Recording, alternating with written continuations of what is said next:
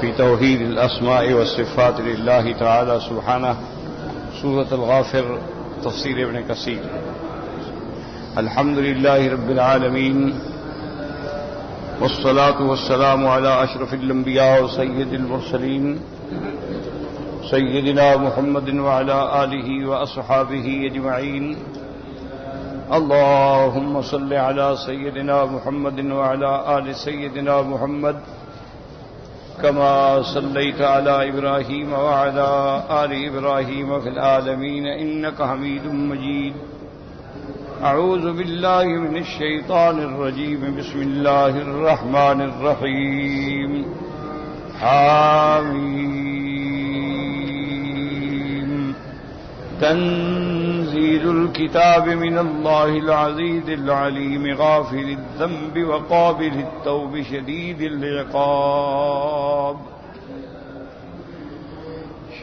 العقاب ذي الطول لا إله إلا هو إليه المصير.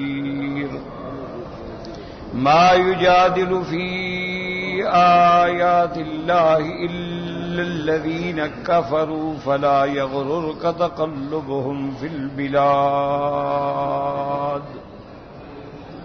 كذبت قبلهم قوم نوح والأحزاب من بعدهم وهمت كل أمة برسولهم ليأخذوا وجادلوا بالباطل ليدحضوا به الحق فأخذتهم فكيف كان عقاب. وكذلك حقت كلمة ربك على الذين كفروا أنهم أصحاب النار.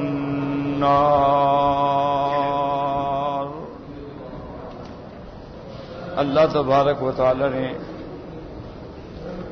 کلام مقدس کی ان آیات مبارکہ میں جو سورت مومنی یا سورت غافر کی آیات ہیں،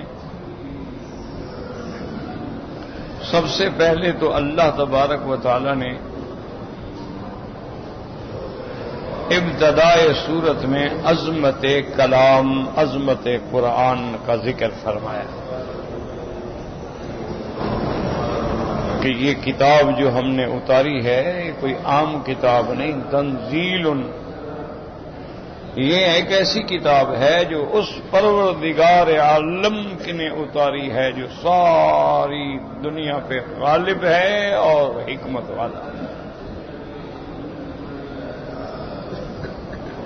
اسی طرح اللہ تبارک و تعالی نے تو یہ اصول ہے کہ جہاں بھی قرآن کی عظمت کا ذکر ہوگا یا جہاں بھی قرآن کی صفات کا کہ اللہ نے اتارا تو اس میں حضور کی نبوت خود بخود ثابت ہو کہ جب اللہ نے قرآن اتارا ہے تو آپ نبی ہیں. تو اللہ تبارک و تعالی نے سب سے پہلے تو اپنے قرآن کی عظمت کا بیان فرمایا کہ تنزیل الکتاب من اللہ العزیز العلیم. اس کے بعد پھر اپنی صفتوں کا ذکر فرمایا. غافر الذنب، وہ گناہ بخشنے والے ہیں، وقابل التوب، توبہ کے قبول کرنے والے ہیں. ہاں اگر کوئی اللہ سے اعراض کرے، انکار کرے تو شدید العقاب، سخت عذاب دینے والے ہیں.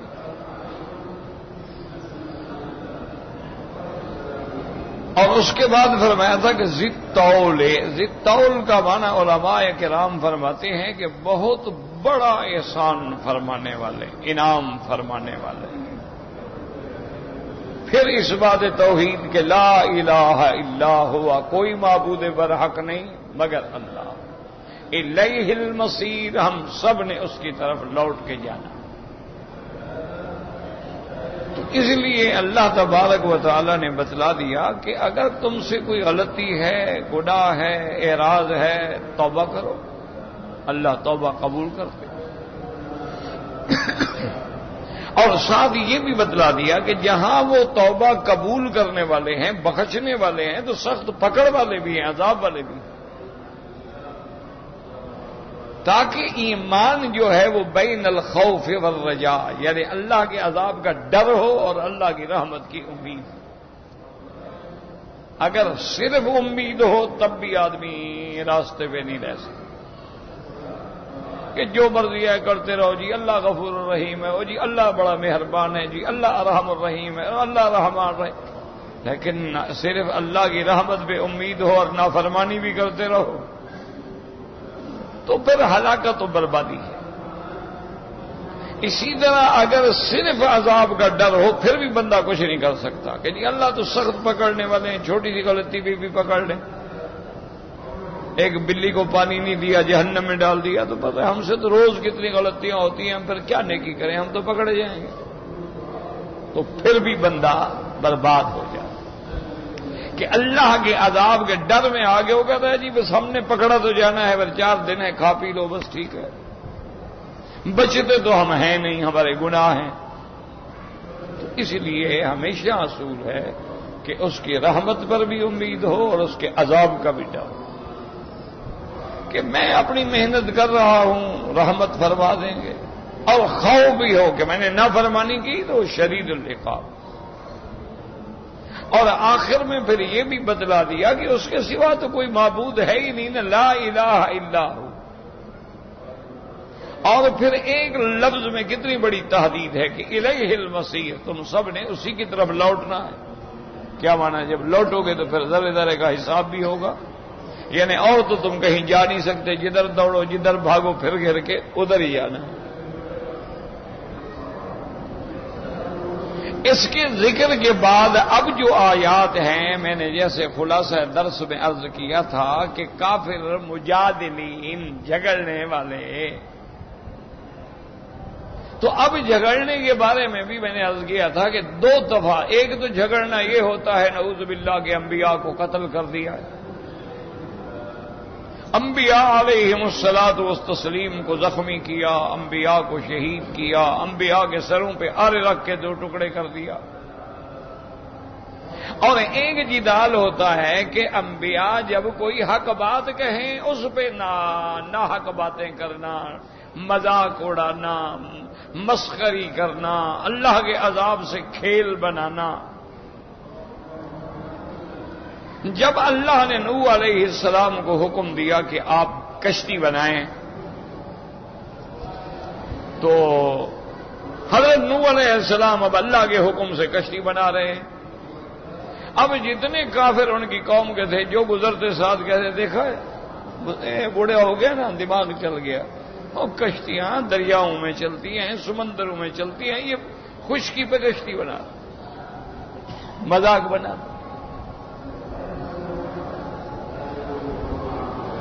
بچوں کو لے آتے کہتے دیکھو کیسا بوڑھا آدمی ہے نا، بس وہ دماغ ہل گیا ہے۔ وہی کشتی کا کام ہے، دریا ہو پانی ہو، یہ تھوڑا ہے کہ گھر کے آگے بیٹھ کے کشتی بنانی شروع کر دو، بر کے اندر خشکی کے اندر۔ یہ بھی مجادلہ۔ قرآن نے کہا آپ ان کو کہہ دیں ان تسخروا منا، آج تم مذاق کر لو، انا نسخر منکم، جب تم اللہ کے قہر میں ڈوبو گے نا پھر ہم بھی تمہارے ساتھ ایسا کریں گے۔ اور پھر جب اللہ کا عذاب آیا، آسمان و زمین کے دروازے کھل گئے اور پانی برسا اور پانی ہی پانی، طوفان ہی طوفان آ گیا۔ جب اللہ کا قہر آتا ہے پھر کون روکے؟ ابھی کچھ عرصہ پہلے آپ نے اخباروں میں نہیں پڑھا تھا سونامی کا، کہ سمندر کے اندر سے 200 فٹ اونچی لہر آئے اور اتنا پانی آئے تو کون بچ سکتا ہے؟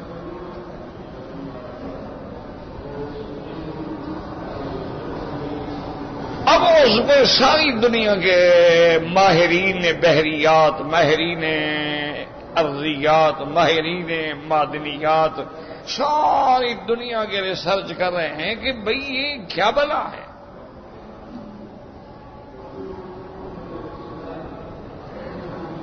اللہ اکبر۔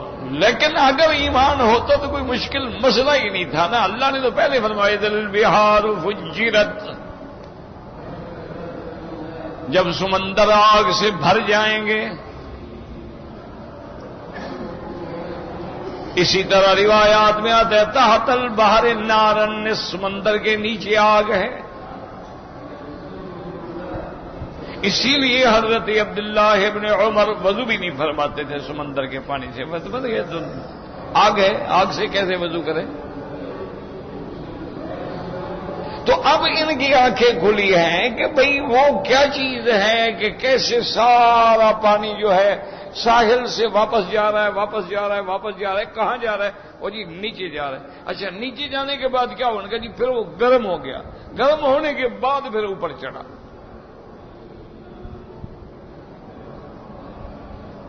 وہ ہے کیا جی؟ وہ کہتے ہیں جی زمین کے نیچے پلیٹیں ہوتی ہیں جو زمین کو تھامے ہوئے ہیں، تو جب ان پلیٹوں میں فرق آ جاتا ہے، اونچ نیچے آ جاتی ہے، پھر وہی زلزلے پیدا ہوتے ہیں. تو اگر تم قرآن پڑھتے تو پہلے بتا چکے تھا زلزلت الارض زلزالها واخرجت الارض اثقالها، اور زمین اپنے اندر سے جو کچھ ہے باہر پھینک دے گی.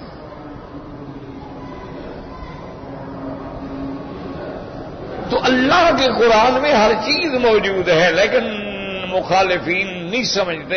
اور جب آنکھیں کھلتی ہیں تو وقت گزر چکا ہوتا ہے، پھر ندامت کا اور شرمندگی کا فائدہ ہی نہیں رہتا. اب دیکھیں نا، فرعون کی آنکھیں تو کھل گئی تھی نا، کہنے لگ گیا تھا نا آمنت کما آمنت بہ بنو اسرائیل، اللہ میں تو ایمان لے آتا ہوں جیسے بنو اسرائیل ایمان لے آئے. آمنت برب موسیٰ و ہارون، الان اب ایمان لا رہے ہو. وقت عصیت قبل، اور اس سے پہلے تو تم بڑے نافرمان تھے. وہ کنت من المفسدین، اور تم دنیا میں فساد کرنے والوں میں تھے. آج تمہیں توبہ یاد آ گئی، آج تمہیں ایمان یاد آ گیا. فَالْيَوْمَ نُنَجِّيكَ بِبَدَنِكَ تَكُونَ لِمَنْ خَلْفَكَ آیَةً. اللہ نے فرمایا کہ آج صرف ہم غرق نہیں کریں گے، غرق کرنے کے بعد تیری لاش کو باہر پھینک کے محفوظ کر دیں گے تاکہ آنے والوں کو عبرت ملے. یہ انجام ہے فرعون کا.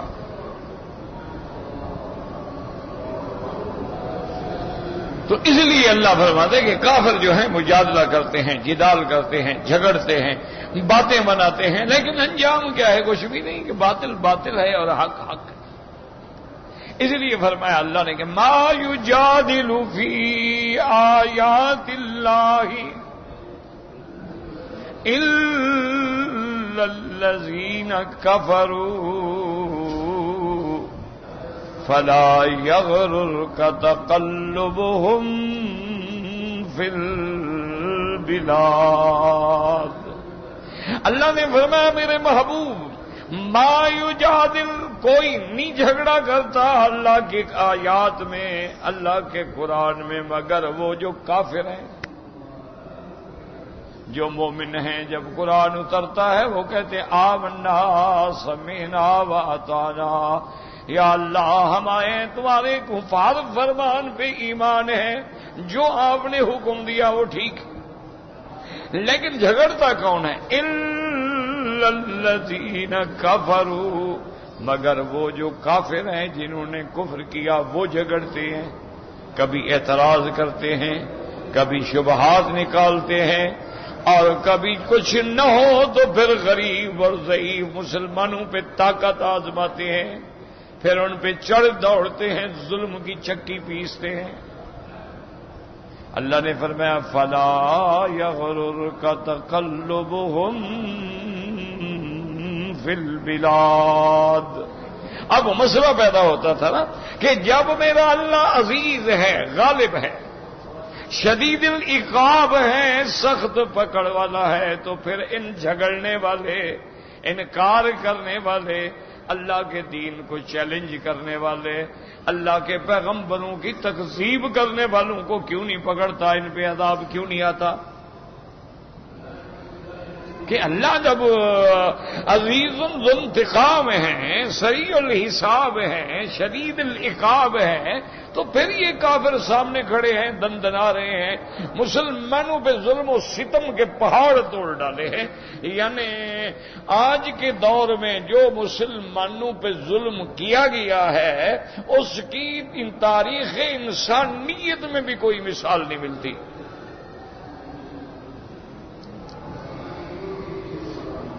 کوئی ایسی مثال نہیں ملتی تاریخ انسانیت میں بھی کہ انسانوں کے ساتھ بھی ایسا ظلم ہو سکتا ہے۔ تو پھر ان پہ آخر اللہ کی پکڑ کیوں نہیں آتی؟ اس لیے اللہ تبارک و تعالیٰ خطاب تو میرے نبی پاک کو ہے، لیکن آپ کے ذریعے پوری امت میں ہے۔ اللہ نے فرمایا فلا یغررک، آپ کسی دھوکے میں نہ پڑیں کہ یہ دنیا میں کیوں کھاتے پیتے ہیں، تقلبہم فی البلاد، ان کے پاس دولت ہے، پیسہ ہے، مال ہے، اولاد ہے، اور دنیا میں یہ عیش کر رہے ہیں، اس کی کیا وجہ؟ میرے محبوب آپ کسی دھوکے میں نہ پڑیں، میری حکمت ہے۔ یہ اللہ تبارک و تعالیٰ کا ایک نظام ہے، اس کی مرضی ہے، جب چاہے پکڑے، ضروری تو نہیں کہ ہمارے کہنے سے کل پکڑ لے۔ فلا یغررک تقلبہم فی البلاد۔ اب اللہ نے پھر مثال دی، تسلی دی کہ میرا مدنی آپ گھبرائیں نہیں، ذرا آپ تاریخ عالم پہ نظر ڈالیں۔ کذبت قبلہم قوم نوح والاحزاب من بعدہم، قوم نوح نے بھی تکذیب کی، اور ان کے بعد بھی جتنی امتیں جماعتیں آئیں ان نے بھی تکذیب کی، انہوں نے بھی انبیاء کو جھٹلایا، انبیاء کو ستایا، انبیاء کو تکلیفیں پہنچائیں۔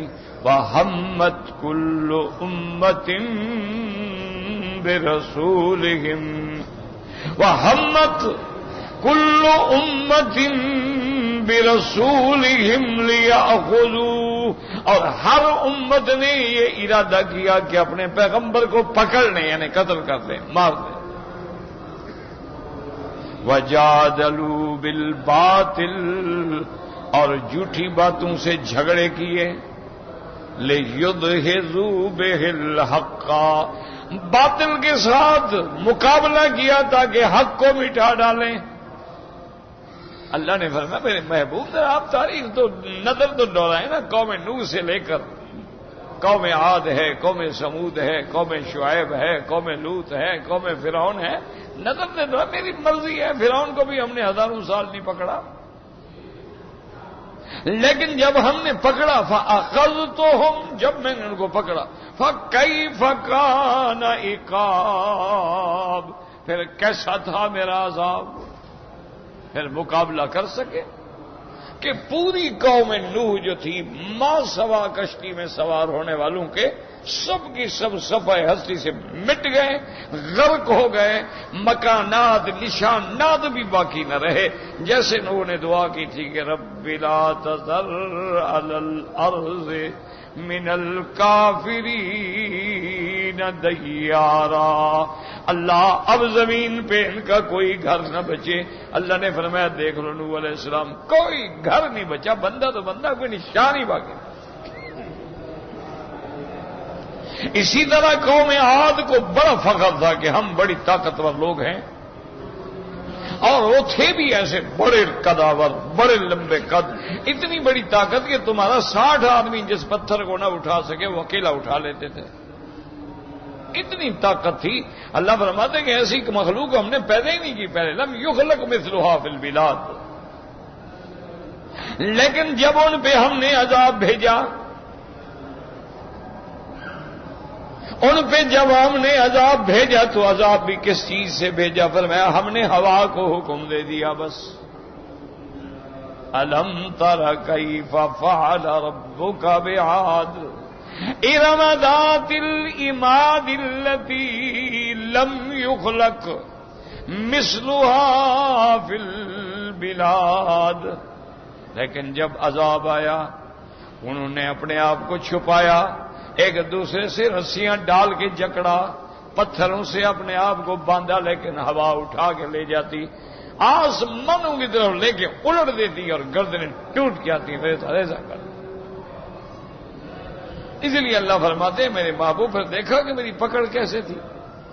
تو اگر یہ قومیں بھی اسی طرح جدال پہ آ گئی ہیں، انہوں نے تو موسیٰ علیہ السلام کی تکذیب کی، نوح علیہ السلام کی تکذیب کی، عیسیٰ علیہ السلام کی تکذیب کی، اور تیری امت تو امام الانبیاء کی تکذیب کر رہی ہے جو سارے نبیوں کا سردار ہے، ان کو ہم چھوڑ دیں گے؟ لیکن کب پکڑیں گے یہ پھر ہماری مرضی۔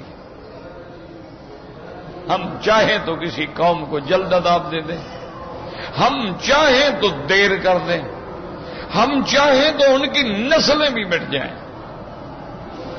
اور ہم چاہیں مہلت دے دیں، ہماری مرضی پہ ہے۔ اس لیے اس چیز کا آپ فکر نہ کیا کریں کہ یہ دنیا میں کیوں کھاتے پیتے ہیں، ان کو عذاب کیوں نہیں آتا۔ دوسری جگہ قرآن کہتا ہے لا یغرنک تقلب الذین کفروا فی البلاد متاع قلیل ثم مأواہم جہنم وبئس المہاد۔ اللہ نے فرمایا کافروں کا دنیا میں چلنا پھرنا آپ کو دھوکے میں نہ ڈالے، یہ تھوڑی مدت کا نفع اٹھانا ہے، ان کا ٹھکانہ آخر جہنم ہے، اور کیا برا ٹھکانہ ہے۔ اسی طرح تیسری جگہ قرآن کہتا ہے نمتعہم قلیلا ثم نضطرہم الی عذاب غلیظ۔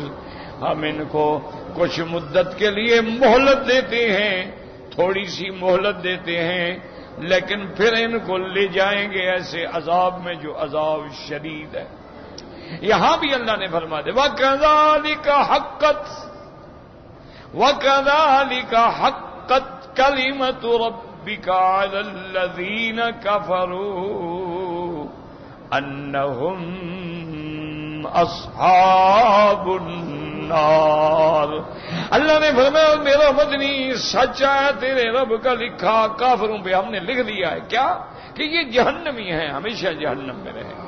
یہ میرا فیصلہ ہے، یعنی اصل تو عذاب اخروی ہے، اگر اللہ چاہے تو دنیا میں بھی کبھی عذاب دے دیتے ہیں، اللہ تبارک و تعالی چاہے تو دنیا میں بھی کبھی نمونہ دکھا دیتے ہیں۔ تو اس لیے آدمی کبھی شک میں نہ مبتلا ہو کہ جی کافروں کو اتنی مہلت ملی، اتنی مدت مہلت مل گئی ہے، یہ اللہ کا نظام ہے، وہ بادشاہوں کا بادشاہ ہے جو چاہے۔ تو اب جناب ان آیات کے بارے میں مفسر ابن کثیر رحمۃ اللہ علیہ تفسیر فرماتے ہیں اما الکلام علی الحروف المتقطعۃ مقطعۃ وقد تقدم فی اول السورۃ البقرۃ بما اغنى عن عیادته ها هنا وقد قیل انها میم اسم من اسماء اللہ عز وجل وانشدوا فی ذلك بیتا ذکرنی حامیم والرمح شاجر فحلا تلاہم قبل التقدم۔ اب مفسر رحمۃ اللہ علیہ فرماتے ہیں یہ حروف مقطعات ہیں حامیم، اور یاد رکھو یہ حروف کبھی اکیلے مفرد بھی ہوتے ہیں، کبھی تثنیہ بھی ہوتا ہے، کبھی ثلاثی بھی ہوتے ہیں، کبھی رباعی خماسی بھی ہوتے ہیں، یعنی کبھی ایک حرف ہوتا ہے نون والقلم، نون ایک ہے، صاد ایک ہے، کبھی دو ہوتے ہیں حامیم، کبھی تین ہوتے ہیں الف لام میم، اور کبھی زیادہ بھی ہوتے ہیں کاف ہا یا عین صاد۔ تو اس لیے مفسر رحمۃ اللہ علیہ فرماتے ہیں کہ یہ حروف مقطعات ہیں، ان پہ تفصیل سے بحث جو ہے سورۃ البقرہ کی ابتدا میں نے کر دی ہے۔ کہتے ہیں کہ بعض علماء یہ بھی کہتے ہیں کہ یہ حروف جو ہیں اللہ کے اسماء کی طرف اشارہ ہے، یعنی اللہ تبارک و تعالیٰ کے اسماء ہیں ان کی طرف اشارہ ہے، حنان منان اللہ کی طرف اشارہ ہے، یا جیسے الف لام میم حامیم الف لام را نون ملا دیں تو پھر الرحمن الرحیم بن جائے گا. بعض علماء یہ بھی فرماتے ہیں اور بعض علماء رحمہم اللہ تعالی علیہم اجمعین فرماتے ہیں کہ یہ جتنے حروف مقطعات اللہ نے قرآن میں ذکر کیے ہیں یہ صورتوں کے نام کی طرف اشارہ ہیں. یعنی اللہ نے جتنی صورتیں ذکر کی ہیں مفرد حروف بھی ذکر کر دی ان میں ان کے ناموں کی طرف اشارہ ہے. اور بعض علماء رحمہم اللہ تعالی علیہم اجمعین فرماتی ہیں کہ یہ اللہ تبارک و تعالی کے اسماء کی طرف اشارہ ہیں. لیکن یاد رکھو راجع بات یہی ہے کہ اللہ اعلم بمرادہ، اللہ تبارک و تعالی جانتے ہیں کہ ان کی حقیقت کیا ہے. حامیم. وقد ورد في الحديث الذي رواه أبو داود والترمذي من حديث الثوري عن النبي إسحاق عن المحلب بن أبي صفرة قال حدثني من سمع رسول الله صلى الله عليه وسلم يقول إن بيتم الليلة فقولوا حاميم لا ينصرون. وهذا إسناد صحيح. واختار أبو عبيد أن يروي فقولوا حاميم لا ينصروا أي إن كنتم ذلك لا ينصروا جعله جزاء لقوله فقولوا. اب مفسر رحمۃ اللہ علیہ فرماتی ہیں کہ ابو داؤد نے اور امام ترمذی نے بھی یہ حدیث نقل کی ہے. اس صحابی نے حدیث روایت کی جس نے حضور سے سنا. آپ نے فرمایا کہ جب رات کا وقت ہو اور جنگ ہو رہی ہے، اندھیرا ہے، پتہ نہیں لگتا، اس وقت تم ان الفاظ سے مدد پکڑا کرو. حامیم لا ينصرون. ایک تو فائدہ یہ ہوگا کہ مسلمان کو قتل نہیں کرے گا. دوسرا ان حروف کی برکت سے اللہ تبارک و تعالیٰ کی مدد آئے گی اور کوئی دشمن تم پہ غالب نہیں ہو سکے گا. اور ایک روایت میں لا ينصروا آتا ہے، یعنی لا ينصر. اگر تم یہ کہو گے انشاءاللہ تو دشمن تم پہ غالب نہیں آئے گا. اس لیے علماء فرماتے ہیں کہ دشمن کے دفع کرنے کے لیے یہ آیات مبارک جو ہیں بڑی مجرب آیات ہیں. اور ہر بلا سے حفاظت کے لیے ایک حدیث میں یہ آیا جو بندہ آیت الکرسی اور ان کی 3 آیات صبح کو پڑھے گا تو شام تک ہر بلا سے محفوظ رہے گا، اور شام کو پڑھے گا تو صبح تک ہر بلا سے محفوظ رہے گا. وقوله تبارک و تعالی تنزیل الکتاب من اللہ العزیز العلیم. اے تنزیل هذا الكتاب وهو القرآن من اللہ ذی العزت والعلم فلا يرام جنابه ولا يخفى عليه الضر وَإِن تَقَاسَفَ حِجَابَهُ. اللہ تبارک و تعالی نے فرمایا کہ یہ قرآن جو ہے کس نے؟ اللہ نے اتارا ہے. اس ذات نے اتارا ہے جو غلبے والا، جو قدرت والا، ذی العزت والجبروت، اور علم والا جس کے علم کے آگے کوئی ذرے کے برابر بھی چیز چھپی ہوئی نہیں. تو معنی یہ ہے کہ اس قرآن میں ہر چیز جو ہے اللہ تبارک و تعالی نے اتاری ہے اور اپنے علم کے مطابق اتاری. اور یہ بھی وہ جانتے ہیں کہ قرآن کس پہ اتارنا ہے. یہ تاج رسالت اللہ نے کس کو پہنانا ہے. اللہ اعلم حیث یجعل رسالتہ. تو اللہ تبارک و تعالی نے اپنے نبی محبوب محمد مصطفیٰ کو چنا ہے اور فرماتی ہیں اس کے آگے کوئی چیز چھپی نہیں، چاہے کتنے پردوں کے اندر کیوں نہ ہو. وقوله عز وجل غافر الذنب وقابل التوب أي يغفر ما سلف من الذنب ويقبل التوبة في المستقبل لمن تاب إليه وخضع لديه. اللہ تبارک و تعالی نے یہاں 2 چیزیں ذکر کی. غافر الذنب گناہوں کے بخشنے والا، وقابل التوبہ اور توبہ کے قبول کرنے والا. اب مفسر فرماتا ہے 2 چیزوں کے ذکر کرنے کی وجہ یہ تھی. غافر الذنب کیا معنی ہے؟ یغفر ما سلف، جو تیرے پہلے گناہ ہیں ان کو بخش دیں گے. وقابل التوب کا کیا معنی کہ مستقبل میں اگر تم سے غلطی ہو توبہ کرو گے تو اللہ توبہ قبول فرمائیں گے. لہذا گناہ بخشنا ایک چیز ہے، توبہ کا قبول کرنا الگ چیز ہے. اور بعض علماء نے فرمایا اس میں اشارہ ہے غافر الذنب الذنب وقابل التوب، گناہ بخشنے والا یعنی بغیر توبہ کے بھی بخش دے. ایک بندہ مر گیا توبہ نہیں کی اللہ معاف کر دے. اللہ قادر، شرط یہ ہے کہ شرک پہ نہ مرے. یہ بات ہمیشہ یاد ہے. ان اللہ لا یغفر ان یشرک بہ وَيَغْفِرُ مَا دُونَ ذَلِكَ لِمَن يَشَاءُ. اللہ تبارک و تعالیٰ نے فیصلہ کر دیا کہ اللہ مشرک کا اگر شرک پہ مر جائے تو اس کی بخشش ہرگز نہیں ہوگی. اس کے علاوہ جتنے گناہ ہیں اللہ چاہے معاف کر دے. جب دیکھیں ایک آدمی نے 99 قتل کیا پھر 100 قتل کر دیا اللہ نے معاف کر دیا، اللہ کی مرضی. اچھا کبھی کبھی ایسا ہوتا ہے اللہ معاف کرے آدمی گناہ میں ہے مر گیا توبہ کی توفیق ہی نہیں ہوئی. ایسے حالات ہیں نا، اللہ بچائے. دعا کرو اللہ سوء خاتمہ سے بچائے. اسی لیے حضور پاک نے دعا مانگی ہے اللہم انی اعوذ بک من جہد البلاء ودرک الشقاء وسوء القضاء وشماتۃ الاعداء. یا اللہ ہمیں بری موت سے بچانا، برے خاتمے سے بچانا. کبھی ایسا ہوتا ہے نا جب ایک آدمی چوری کر رہا ہے نقب مارا ہے دیوار گری مر گئے، کہاں اس کو توبہ کی توبہ.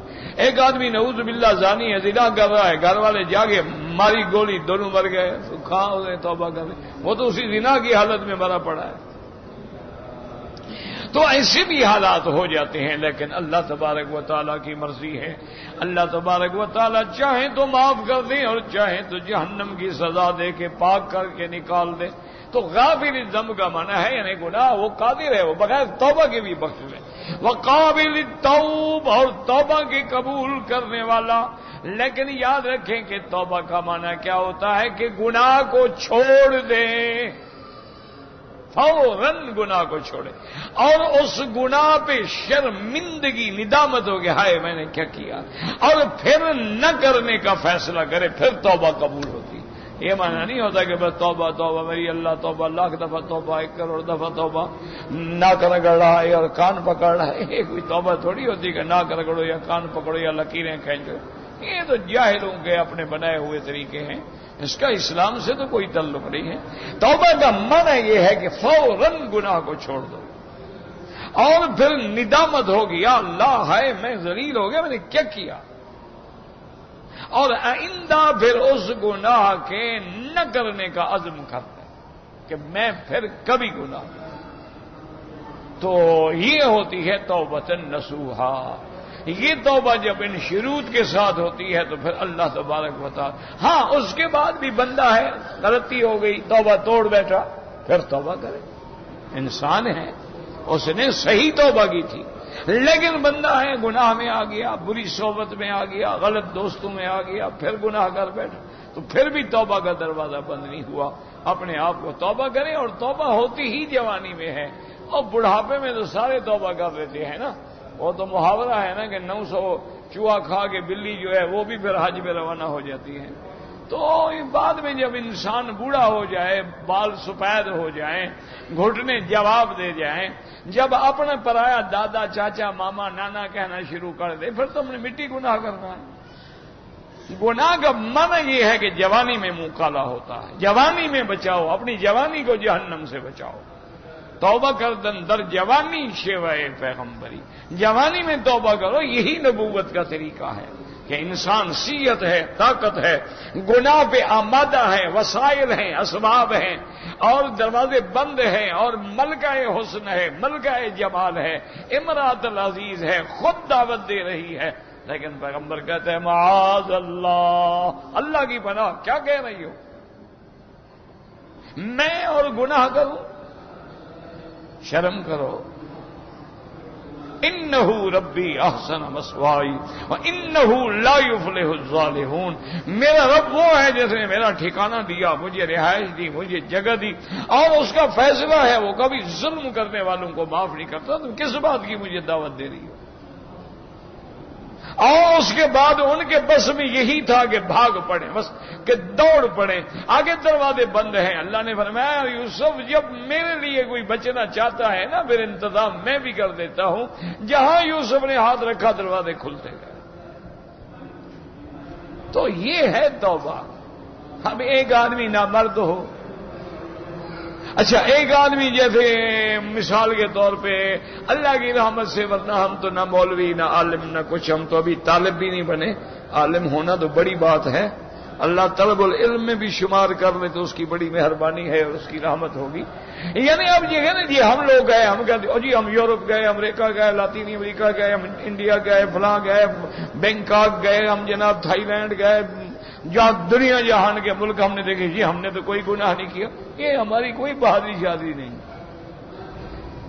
یہ کوئی بات کیوں؟ وجہ کیا ہے کہ جب ہم ایئرپورٹ پہ اتریں گے انشاءاللہ آگے 20 داڑھی والے تو کھڑے ہوں گے لینے کے لیے، تو ہم گناہ کرنے کہاں جائیں گے جناب؟ جوتے نہیں ماریں گے لوگ؟ یہ ہمارا کوئی نیکی شیکی نہیں ہوتی، آگے جناب داڑھی والے کھڑے ہیں، گاڑی آئے بٹھائیں گے، گھر لے جائیں گے، رات دن سفر ہے، جلسہ ہے، تقریر ہے، الحمدللہ 10-10 4-4 5-5 گاڑیاں علماء صلحاء دوست احباب کی بھری ہوئی ہے، تو ہم کہاں جناب گناہ کریں گے؟ ہمیں تو اللہ نے اس دین کی دعوت اور تبلیغ کے ذریعے اس بہانے سے بچا لیا ہے، ورنہ یہ نہیں کہ ہم خود گناہوں سے بچے ہوئے ہیں۔ اللہ ایک داڑھی کی وجہ سے آدمی 1000 گناہوں سے بچ جاتا ہے۔ شرم آتی ہے یار، منہ پہ داڑھی ہے، میں اگر کسی نوجوان لڑکی کو گھور کے دیکھوں گا کیا کہے گی؟ شرم نہیں آتی اس کو؟ منہ پہ داڑھی ہے، میرے بابے کی عمر میں ہے اور مجھے گھور گھور کے دیکھتا ہے۔ ایک داڑھی 1000 گناہوں سے بچا لے، اور جو داڑھی منڈے ہیں ان ظالموں کے پاس تو گناہ کا لائسنس ہے۔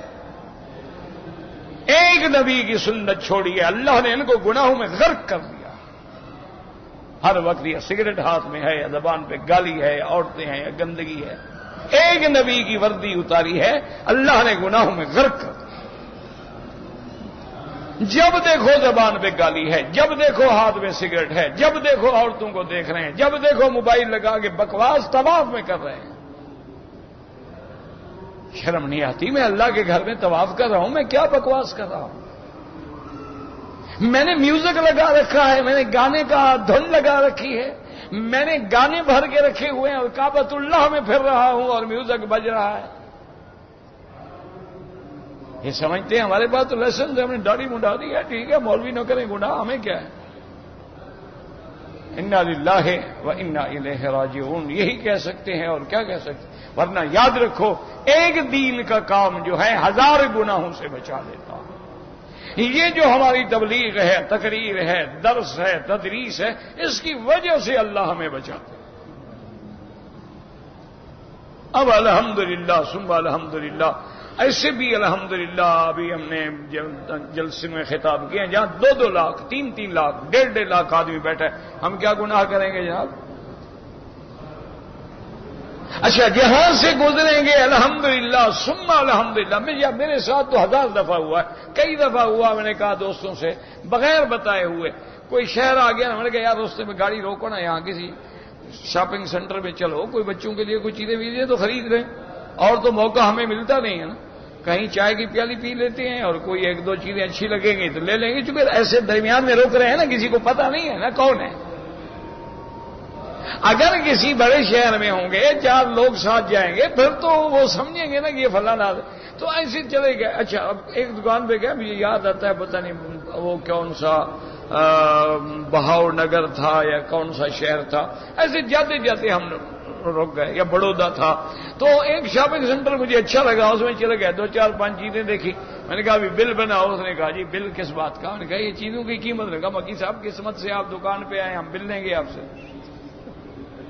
میں نے کہا جی یہ چیزیں رکھو، السلام علیکم، میں بھی جا رہا ہوں، تو میں بھی شاید کسی مولوی سے واسطہ نہیں پڑا ہے۔ انہوں نے کہا حضرت ہم پیسے نہیں دیں گے، چیزیں لیں یا نہ لیں، آپ نے یہ پسند کی ہم مکے پہنچائیں گے انشاءاللہ۔ انہوں نے یہاں پہنچا دی، اور یہ تو قرآن کا خیرات ہے، اللہ کے گھر کی خیرات ہے جو ہمیں ملتی ہے، ورنہ ہمیں کیا پتا ہوتا۔ اچھا اب جب آدمی جا رہا ہو جتنا اپنے آپ کو چھپائے، اچھا میں اس لیے وہاں گیا تھا کہ یہاں مجھے کون دیکھے گا، سلوار ہے، قمیض ہے، ٹوپی ہے، کون کسی کیا پتا ہے کون ہے، اور سب کو۔ اچھا وہ دکاندار بھی کوئی بڑا عقل والا تھا، ساری چیزیں ہم پہچان کے لے کے ٹیبل پہ رکھی بھی، بل بناؤ، اس نے کہا جی مکی صاحب بل تو میں نہیں دوں گا، پہلے آرام سے کھڑا رہا تھا کہ یہ چیزیں لے لیں، ہو سکتا ہے کہ یہ نہ لیں. پھر بھی میں نے لی ضد کی، انہوں نے یہاں بھجوا دی. تو یہ تو اللہ کے فضل. پھر ہم گناہ بتاؤ کیسے کریں؟ ہماری کوئی نیکی نہیں. یاد رکھو یہ جو مولوی ہے نا وہ کہیں کہ ہم گناہوں سے، اتنی بڑی داڑھی ہے یار تم کیا گناہ کرو گے؟ جوانوں سے کہو گناہوں سے بچیں، کہ جذبہ ہے، خواہش ہے، تمنا ہے، کہتے حرام. ٹی وی ہے کھولنے کا، چھوڑو یار ہماری بھی تو بہو بیٹی ہے نا. کوئی تمہارا دل کرے گا کہ میری بیٹی کو یہاں ننگے لباس میں دوسرا دیکھے؟ وہ بھی تو کسی کی بیٹی ہے نا. پتہ نہیں اس کو بھوک نے مجبور کیا ہے، پتہ نہیں ان کو کون سے حالات ہیں جو اس مقام پہ لے آئے ہیں کہ اپنا جسم بیچ رہی ہیں. ڈرو کہیں یہی وقت ہماری بیٹیوں پہ نہ آ جائے، ڈرو کہیں یہی وقت ہماری بہنوں پہ نہ آ جائے، ہمارے خاندانوں پہ نہ آ جائے. تمہارے خاندان یا تمہارے گھر کو لوہے کی دیواروں کے اندر رہتے ہیں. اسی لیے عربی شاعر نے کہا تھا کہ جب تم لوگوں کی لڑکیوں کو دیکھو وَلِلنَّاسِ أَعْيُنٌ، یہ بھی دل میں سوچ لیا کرو کہ لوگوں کے پاس بھی بڑی بڑی آنکھیں ہیں، وہ بھی دیکھ سکتے ہیں، ان کی نگاہیں بھی تیز ہیں، وہ بھی تمہارے گھر تک پہنچ سکتی ہیں. اسی لیے آتا ہے کہ من زنا زنیا، جو کسی کی لڑکی کے ساتھ زنا کرتا ہے اس کے خاندان کے ساتھ زنا کیا جائے گا. یہ نہ سمجھو کہ جناب میرے بچے تو جی محفوظ ہیں، باپ ساتھ رہتا ہے، چاچے ساتھ ہیں، بھائی ساتھ ہیں، خاندان ساتھ، لاکھ ساتھ رہیں، جب گناہ آتا ہے تو سارے پردے ہٹا کے بھی کر دیتے ہیں. اس لیے اللہ کے آگے توبہ کیا کرو اور ہر وقت اللہ سے ڈرا کرو. خاص طور پہ جب حرم میں آؤ خیال کیا، یہ بڑے جلال والے کا گھر ہے، وہ رب ذل جلال ہے، ذل جبروت ہے، وہ ذل عزت والملکوت ہے. کہیں ایسا نہ ہو کہ اپنے گھر میں گستاخی پہ پکڑ لیں. اللہ کے گھر میں ادب سے آئیں، موبائل بند کر دیں، صحیح لباس پہنیں. ساری زندگی میرے مدنی پاک نے کبھی سر سے کپڑا اتار کے بازار نہیں پھرے. ساری زندگی میرے مدنی نے کبھی سر سے کپڑا اتار کے نماز نہیں پڑھی. ساری زندگی میرے مدنی پاک صلی اللہ علیہ وسلم نے کبھی منکرات کی طرف نظر نہیں کی. کلمہ نبی کا پڑھتے ہو تو حلیہ بھی نبی کا بناؤ. اس لیے فرماتے ہیں غافر الذنب وقابل التوب، وہ بخشنے والا جو گناہ تم نے پہلے کیے اس کو بخش دے گا، اور اگر مستقبل میں کوئی بات ہوگی توبہ کرو گے تو وہ قبول فرما لیں گے. شدید العقاب ذی الطول، اور سخت پکڑ والا ہے. لمن تمرد وطغى، جو بندہ سرکش ہو جائے، جو بندہ حد سے نکل جائے، جو بندہ دنیا کی لذت کو ترجیح دے، وَأَطَاعَ أَوَامِرِ اللَّهِ، اللہ کے احکام سے سرکشی کرے اور اس کے بعد اپنی بغاوت کرے، تو جان لے کہ اللہ سخت پکڑنے والا ہے. اگر وہ توبہ قبول کرنے والا ہے تو متمردین کو پکڑ کے عذاب دینے والا بھی ہے. اس لیے ہمیشہ آپ کو اللہ کے عذاب سے ڈرتے رہو، رحمت پہ امید کرتے رہو. اور جب مسجدوں میں جاؤ، خاص طور پہ مسجد الحرام میں، کعبے میں، مدینہ پاک میں، مسجد نبوی میں، ریاض الجنہ میں، بڑے ادب سے ڈر کے جاؤ کہ کہیں ایسا نہ ہو کہ معمولی سی گستاخی پہ اللہ کی پکڑ آ جائے. اللہ ہر گناہ سے بچا لے، اپنی قدرت سے بچا لے.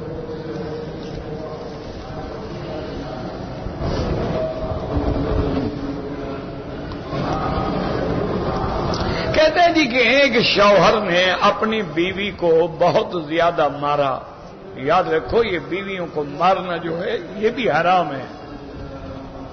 مارنے کا معنی ہوتا ہے، حضور نے فرمایا کہ ایسی مار جو اس کو زیادہ چوٹ نہ پہنچائے، دباؤ ہو، ڈر ہو، بس.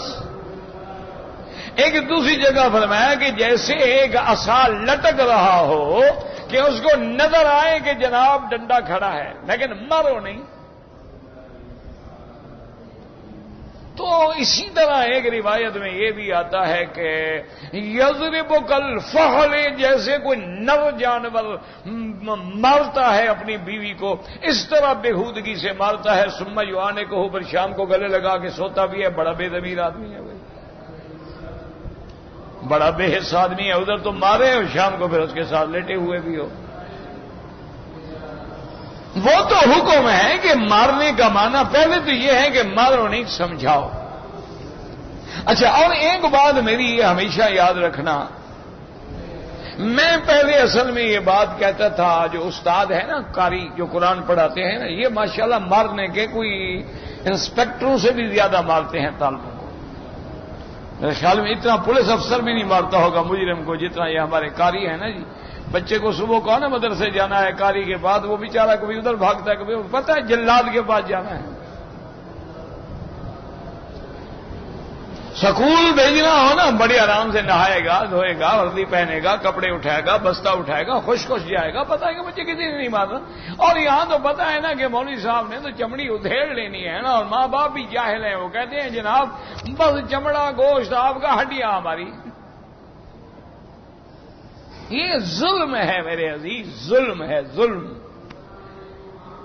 100 بچے کو پڑھاتے ہو مار مار کے، تم نے 5 تو ایسے پکے حافظ بن جائیں گے، لیکن 95 کا تو قرآن سے بھی دل بھاگ جائے گا.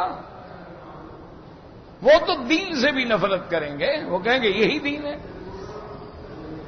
اور ساری دنیا کے قاری اکٹھے کرو، میں تو جاہل ہوں، مجھے تو قرات کا پتہ ہی نہیں. ساری دنیا کے قراء اکٹھے کرو، ان کی کتابیں اکٹھی کرو. بھی سب سے پہلے پڑھانے والے کون ہیں؟ حضرت محمد مصطفیٰ. اچھا، اس کے بعد بڑے علماء کون ہیں؟ ابو بکر، عمر، عثمان، علی. اچھا، اس کے بعد بڑے علماء کون ہیں؟ زید بن ثابت ہے، ابی بن کعب ہے، معاذ بن جبل ہے، ابی موسیٰ اشعری ہے، سیدنا عبداللہ بن مسعود ہے، رضوان اللہ علیہم اجمعین. ایک جگہ ثابت کرو کہ جن کو قرآن پڑھاتے تھے ان کو مارتے تھے. اصل بات یاد رکھو، میں کئی دفعہ اپنے ملک میں بھی جہاں جہاں جاتا ہوں نا، میں بڑا لڑتا ہوں قاریوں سے. میں نے کہا اللہ کے بندے، تم ہمارے گناہوں کے لیے اللہ نے کو عذاب بتایا ہے، تمہیں کیا بلا ہے؟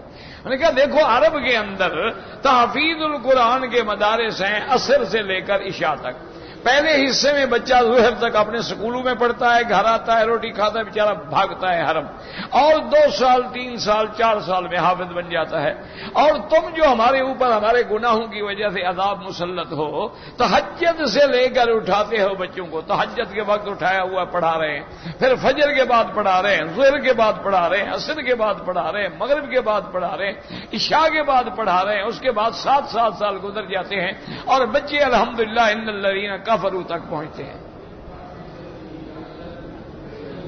وجہ کیا ہے؟ وجہ یہی تمہارا ظلم ہے.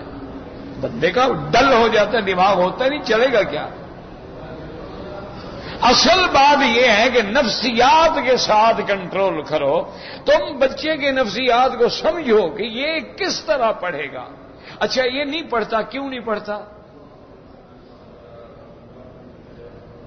اسی طرح شوہر جو ہے وہ اپنی بیویوں کے نفسیات کو سمجھیں کہ بھی میری بیوی ہر بات پہ ہر وقت منہ گندا ہے، چڑچڑا ہے، ہر وقت بکواس کرتی رہتی ہے، بھونکتی رہتی ہے، بولتی رہتی ہے، چڑ جاتی ہے، میرا کہنا نہیں مانتی، الٹا کرتی ہے. کیا اس کو بیماری کیا ہے؟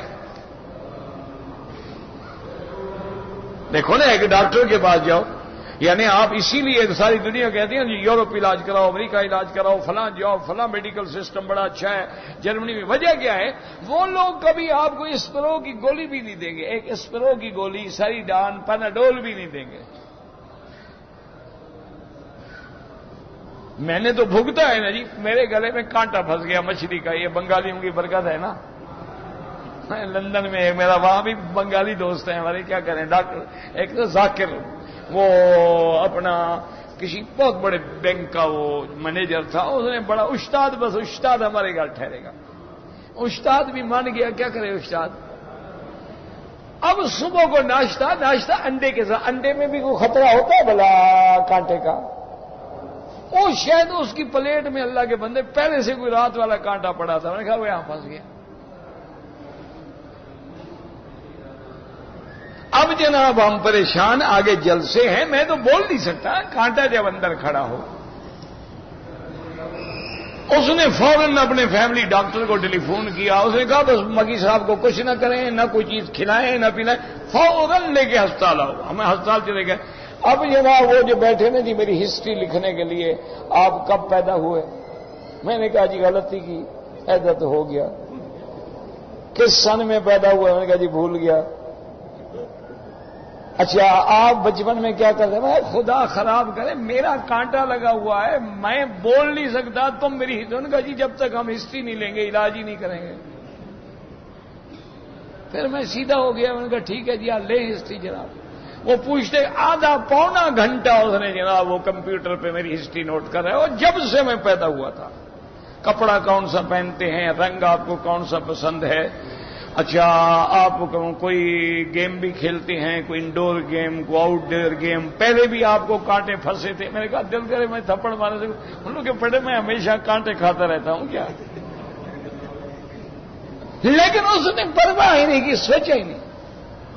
اور نے کہا جی ہم تو پوری ہسٹری لیں گے، وہ ہسٹری کے بعد ڈاکٹر کے پاس جائے گا، وہ اس کے فیصلہ کرے گا کہ آپ کو کس نے دیکھنا ہے، پھر وہ آپ کا ڈائگنوز کریں گے۔ اچھا علاج کیا بھی ہم۔ میں نے دوستوں سے کہا، میں نے کہا مغرب کی نماز کا وقت ہے، نماز جا رہی ہے۔ خیر جلدی جلدی ایک ڈاکٹر کے وہ ڈاکٹر مسلمان تھا، اس نے کہا جی یہی میرے کمرے میں جماعت کر رہے ہیں۔ وہی ہم نے مسلح بچھائے، وہ ڈاکٹر صاحب بھی باوضو تھے، انہوں نے دیکھا اندر مشینیں ڈالو، یہ ڈالو وہ ڈالو، انہوں نے کہا جی ایسے تو پتہ نہیں لگتا، کانٹا تو ہے نہیں، اب تو ایکس رے کرنا پڑے گا۔ ٹھیک ہے جی ایکس رے کرو، ایکس رے کیا، انہوں نے کہا جی دیکھیں یہ آپ کے سامنے ایکس رے، اس میں بھی کانٹا نہیں۔ اور میں نے کہا یار جس کے اندر کھڑا ہے مجھے پتہ لگتا ہے نا کانٹا ہے۔ انہوں نے کہا اچھا جی اب آپ کو ہمارا کنسلٹنٹ دیکھے گا۔ وہ کنسلٹنٹ سے کہا، انہوں نے کہا یار میرے پاس 10 منٹ باقی ہیں، ٹائم ختم ہو رہا ہے، جلدی مریض کو لاؤ۔ وہاں لے گیا، انہوں نے کہا جی ایکس رے غلط ہے، ایک اور ایکس رے فلاں اینگل سے کھینچا جائے۔ انہوں نے کہا جی کانٹا نہیں۔ میں نے کہا ٹھیک ہے تم سب سچ کہتے ہو کیا کریں؟ انہوں نے نہیں دبا دیا جی۔ میں کہوں مجھے باتیں بولا نہیں جاتا، تھوک میں نہیں نکل سکتا، تم کہتے ہو کانٹا نہیں۔ انہوں نے کہا حضرت کانٹا تھا، وہ نکل گیا، وہ جگہ زخم ہو گیا، وہی دکھتا ہے۔ ٹھیک ہے کیا کریں؟ رات کو ایک بڑا جلسہ تھا، میں وہاں جلسے میں آیا، اسٹیج پہ میں نے کہا بھی میں معذور ہوں، میں بول نہیں سکتا، وعدے کے مطابق میں آ گیا ہوں لیکن معذور ہوں، ناراض نہ ہوں، آپ مجھے اجازت دے دیں۔ پھر میں اتر گیا تو ایک بوڑھے سے حکیم تھے، نام بھی بھول گیا، وہ آئے کہنے لگے حضرت کیا بات ہے؟ میں نے کہا ایسے، انہوں نے کہا اچھا آپ کہاں ٹھہرے ہیں؟ میں نے بتایا، انہوں نے کہا میں وہیں اپنے بیٹے کو بھیجتا ہوں، آپ کو دوائی دے جائے گا، بس وہ گولیاں چوستے رہیں 1 2 3 4 5 جتنا چوسیں، چوستے چوستے سو جائیں۔ ٹھیک، صبح کی نماز کا وقت آیا تو 8-10 ساتھی تھے، میں نے کہا یار مجھے بولنا نہیں آتا، نماز پڑھاؤ۔ انہوں نے کہا نہیں جی آپ پڑھائیں۔ میں اللہ اکبر کیا نا جی، جب سجدے پہ آیا کھانسی آئی، اتنا بڑا کانٹا بہرا،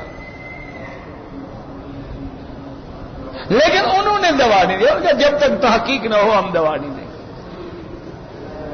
اسی لیے اسلام یہ ہے پہلے بیوی کو سمجھو کہ کیوں، آخر پاگل تو نہیں ہو گئی، انسان ہے، وہ کیوں لڑتی ہے، اس وجہ کو جب ڈھونڈ لو گے اس کو دور کر دو، جھگڑا ختم۔ بہرحال مارتے مارتے جب بیوی تنگ آئی تو اس نے کہا میرے باپ مجھے مت مارو، اس کے باپ کہنے سے تم باپ نہیں بنتے، کوئی نکاح کو فرق نہیں آتا۔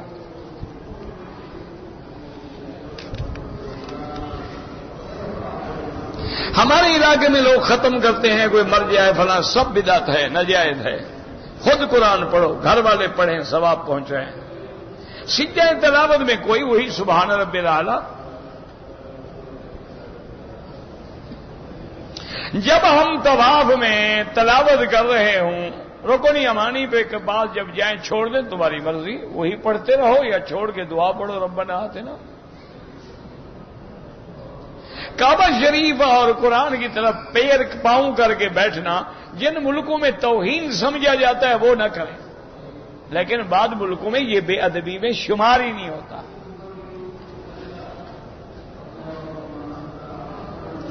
داڑھی جو ہے لازم واجب ہے، منڈانے والا فاسق ہے۔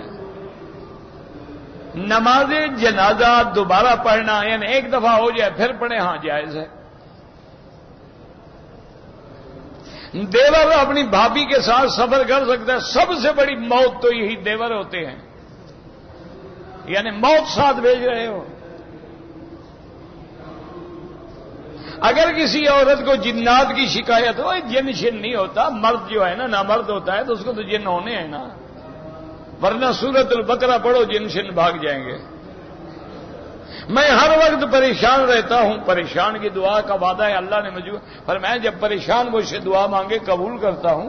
پریشانی کا علاج لا الہ الا انت سبحانک انی کنت من الظالمین.